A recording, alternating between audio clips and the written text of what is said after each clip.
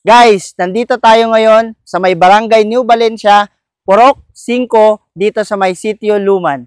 So dito tayo sa may Davao City, meron ditong ginawa na sinimula ng Duterte administration dito sa may Sitio Luman, Barangay New Valencia, na kung saan diversion road papunta sa may Cagayan at Bukidnon dito sa area na to. Ayan o. So kung mapapansin mo, hindi pa to natapos. Parang bundok na to guys ng Davao City.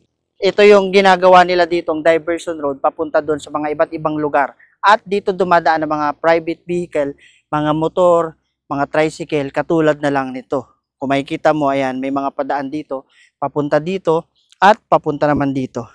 Ayan, dito nga pala to guys, sa may Sitio Luman, Barangay New Valencia, dito sa Davao City, Tugbog District. At kung mapapansin nyo, meron sila ditong ginawa, isa sa mga tinatawag na flood control dito sa area na to. Ayan o.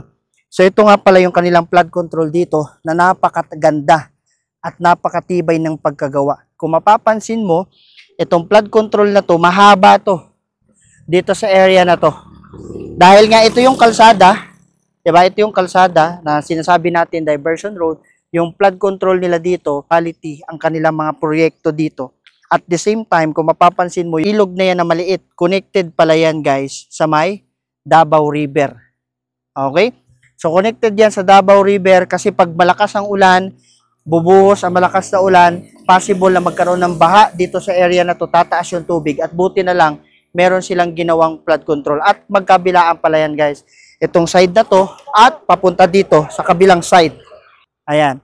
Papunta yan ng Kalinan, Bukidnon, papunta na may Cagayan, pinakailog dyan.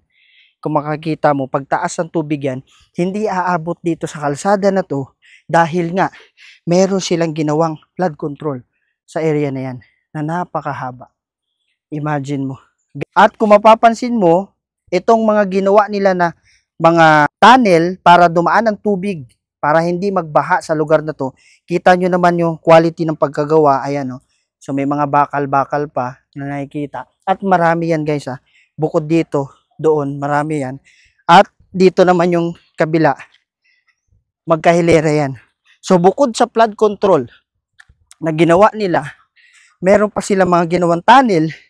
Dito, magkabilaan pa yan. Ayan o. So magkabilaan to.